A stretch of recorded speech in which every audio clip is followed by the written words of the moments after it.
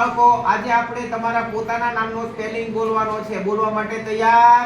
હા. તો ચાલો શરૂ કરીએ. ચાલો વિસ્તૃતિબેન બોલો. VISSRUTI.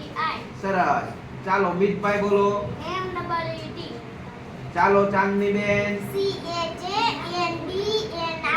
સરસ. ચાલો જયમીનભાઈ. JEMIN.